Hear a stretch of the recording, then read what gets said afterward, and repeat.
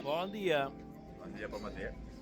Estem esmorzant com un pastís de formatge grec i això d'aquí és cafè grec, que el fan diferent, no? Allà fiquen el cafè amb una tasseta i no sé si fiquen aigua, no soc gaire expert en això. Però hi ha una sorra que està com calenta, o hi ha una part que està calenta, el tradicional és amb sorra calenta. Li passen la tasseta i la van movent així, fins que s'escapa el cafè i cap a dintre. Però és bo, eh? Sí, molt. Té molt gust. Aquest matí ens anirem, farem un bus i un tren i anirem cap a Salònica, que és la ciutat més gran i important del nord de Grècia, que així encaminem i ens encarem ja també cap a Turquia. Bueno, estem al tren cap a Salònica i tenim una habitació més gran de la que hem dormit avui, pràcticament, aquest dia.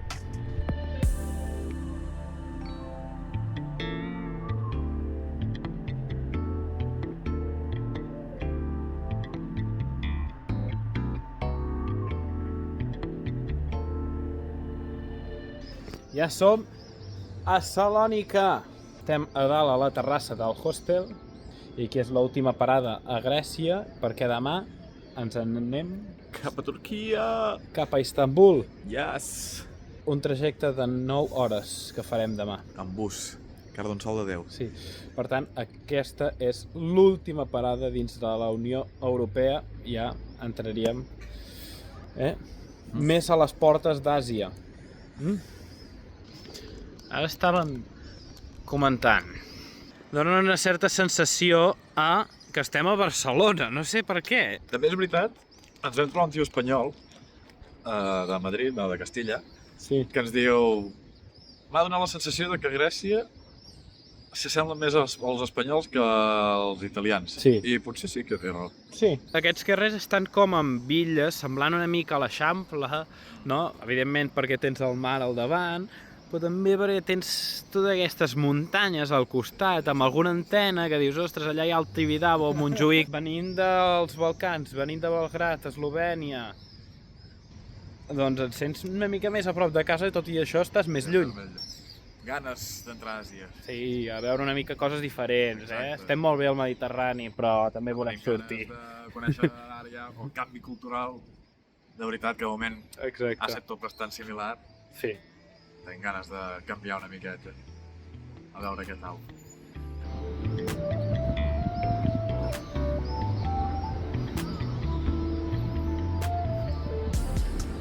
No sé si sóc jo, però aquest cartell ens està donant una senyal. Constantino Cigarros.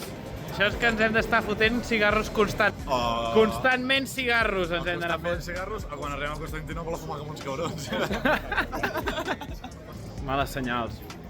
Ara dèiem que sempre estem a les ciutats el dissabte. Veus? Està bé, perquè hi ha ambientillo. Sí. El que potser és una mica tard, però... Jo crec que faran sopars encara. No sé a quina hora sopen aquí la gent normalment. O estem veient ja molta gent que està fent la copa. Ara li diem nosaltres Salònica en aquesta ciutat, però els grecs, en grec és Thessaloniki, Thessaloniki, o sigui, és bastant diferent.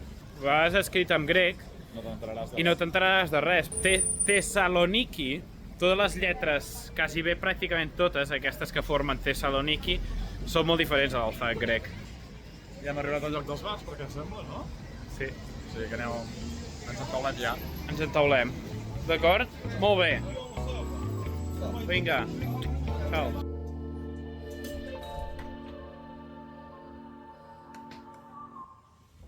Estem fent aquí el check-out, sortint del hostel, guardem les motxilles aquí.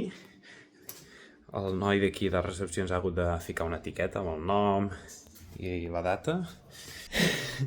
Jo em dic de cognom Banacolocha. I m'ha posat Cabo Coche. A partir d'ara em dic Cabo Coche. Ja hem deixat les motxilles al hostel, avui a la tarda ens anem ja a Istanbul. Per tant, ara recorrerem la ciutat i necessitem canviar de moneda. Per fi, a veure si ens podem treure sobre els legs ja. Aquests... Els albanesos. Sí, que tenim un merder.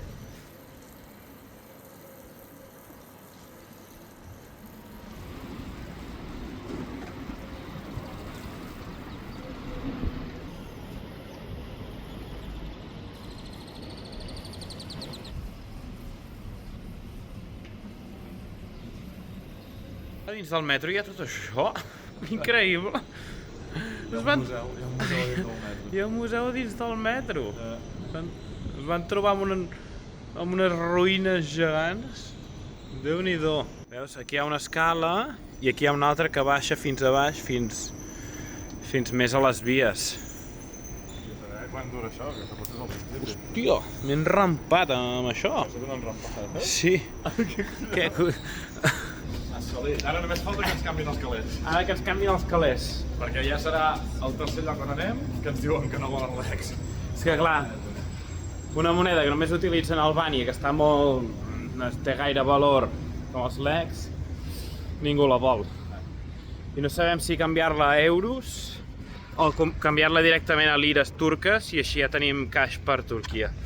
No sé què va millor. Depèn del canvi que ens surti. Ara ho mirarem. Que clar, tio, tens tot aquest fardo. A veure... 50, 100... 200... 250... 330... 340. Molt bé. Okay. To lira. Yeah. It's... Okay. Aviam, ja ho hem canviat. Què hem canviat, aviam? Tot això són... Això són 320 pavos. amb lires, Amb lires. turques, més o menys. 220 pavos, no? Sí, perdó, 220. I això són 100 pavos. No, però també va bé canviar una mica, perquè així és més flexible. Tens euros, una part d'euros i una part de lires. Sí, perquè aquí avui encara fem coses, o sigui que... Però la conversió que sortia més a compte. Turquís lires surt en l'Ataturk, em veig. Ah. Sí. Saps que aquest tio va néixer a Salònica? Ah, sí? És Saloniki, sí. Sí, és el fundador de la Turquia moderna. Sí, després de ser un imperi otomà, després de la Primera Guerra Mundial, aquest tio va crear la República de Turquia. Ja ho tenim aquí. Sí, va guanyar la guerra d'independència turca i es va convertir en el primer president de la República de Turquia, sí, l'Ataturk. I va néixer aquí, a la ciutat grega de Salònica. Sí. No li cap ni el carcer, És que són grans, aquests bitllets. Sí. Cau un Déu. O sigui, són grans de tamany i o sigui, és molt petita la moneda. Sí, exacte. Però bueno, ho tenim fet, que era el que ens preocupava, entre cometes. Sí, exacte. I Ja està fet. Sí, que guai. Un euro són 53 lires turques, més o menys. Però, clar, aquesta moneda, la lira turca, és bastant més volàtil que l'euro, no és tan estable, per tant, potser quan veieu aquest vídeo no seran 53 i potser serà un altre número. Però sí, més o menys és això. Sí, que 200 són 4 euros. O sigui, tenim molts bitllets de 4 euros. No, però hem fet els càlculs i, en principi, si tot va bé, no hem perdut molt poc.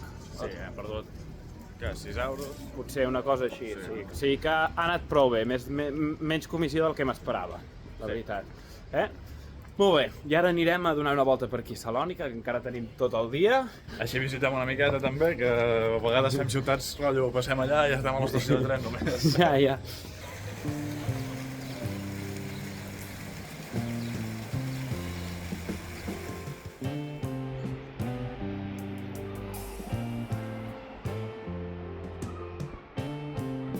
Acabem de trobar una zona com super amagada, tot de bars i cafeteries, molts estan tancats. Per un carrer super amagat, entres i et trobes tota aquesta placeta plena de terrasses amb bars i que no tenen sortida, perquè per allà no veig massa sortida.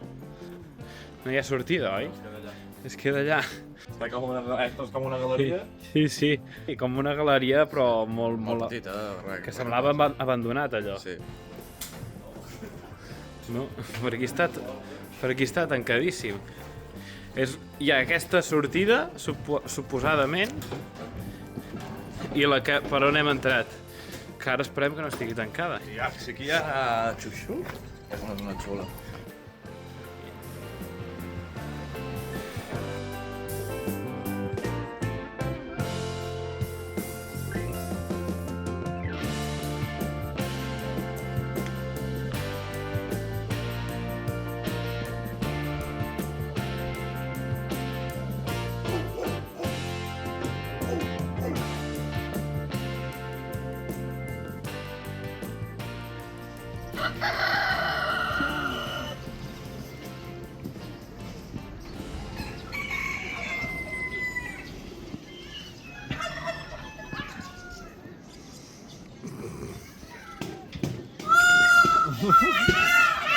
Home! Què ha passat? Els galls són els típics nens de primer d'ESO que juguen a veure qui pot cridar més que l'altre. Sí, no? Qui pot cridar el crit més alt? Som uns golafres. Mireu quin dinar de reis grecs ens estem fotent. Golafres passant, perquè són tot verduretes, Sí, bo. Pebrotets, aquí són tot de verduretes, peix. Això tzatziki, que és molt bo, que és típic grec, que és iogurt amb all i cogombre, i és realment bo, I això són fulles de vinyes enrotllades amb arròs a dins. Sí, no, i està tot boníssim. I aquí amb la cerveseta grega podem parar, no ens para la gula, no ens para la gula.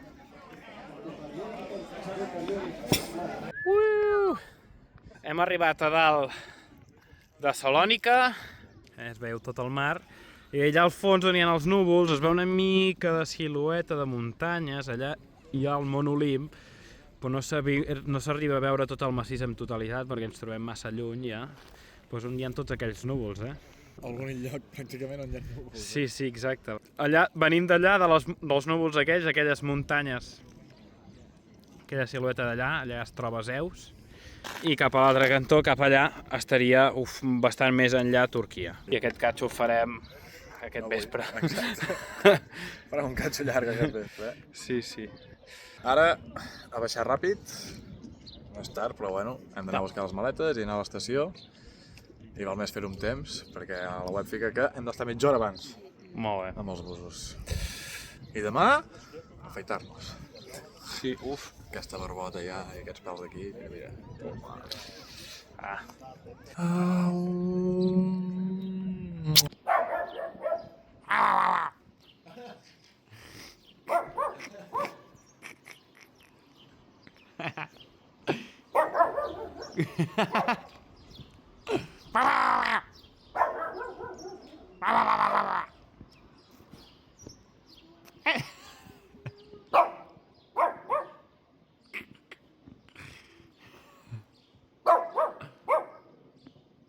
Molt bé, tornem a ser al hostel per recollir les motxilles i anirem cap a l'estació.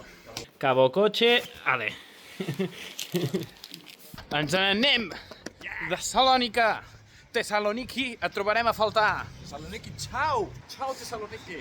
Ha estat ràpida però intensa. Fins la pròxima, que agafem un bus molt llarg, 9 hores ens esperen. Farem els culs perquè haurem d'estar bastant... El cul, l'esquena i el cap. Perquè aquest viatge serà duro. Porto intentant-me mentalitzar des d'abans d'ahir.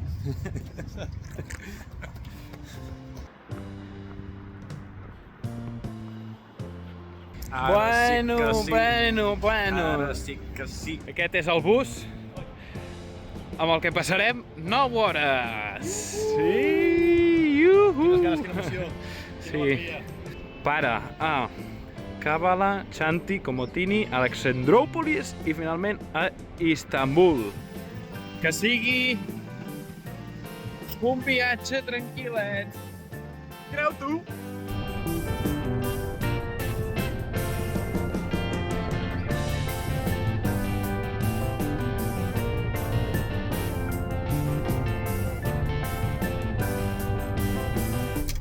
Estem a la frontera entre Grècia i Turquia.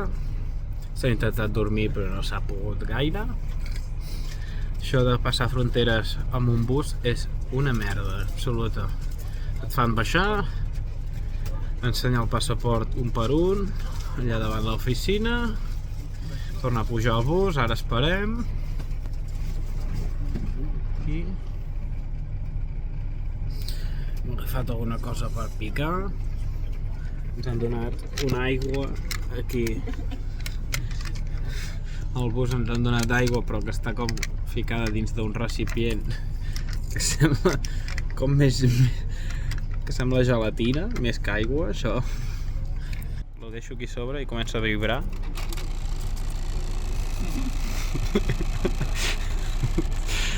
Aquest flam d'aigua.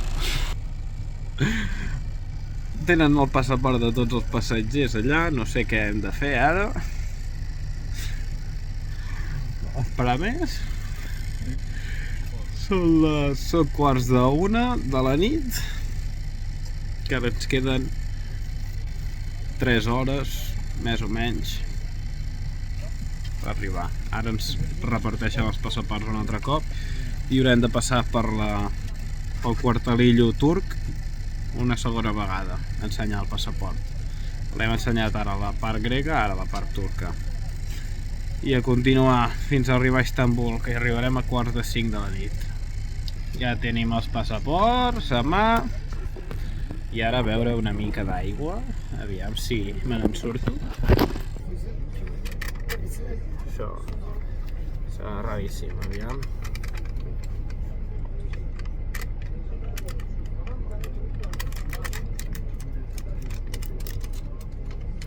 La forma més rara de beure aigua que he provat mai.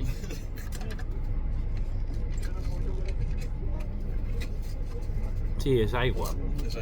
És que, no sé, és la cosa més inútil per ficar aigua, gastes això de plàstic per un potet d'aigua només. Per què no foten amb ampolles? Listos. Fronteres passades. Flam d'aigua acabat. Preparats per anar directes a Istanbul.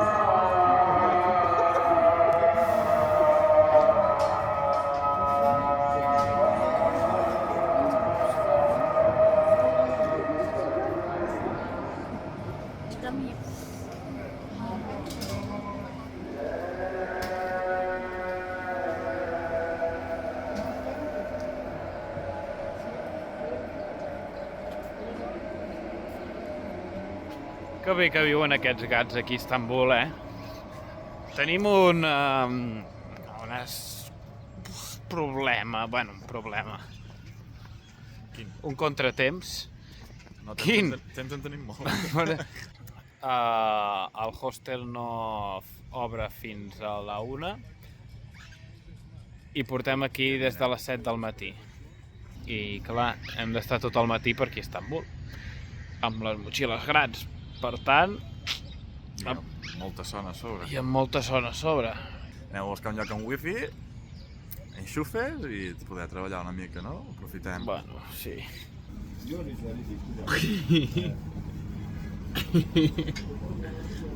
Hola.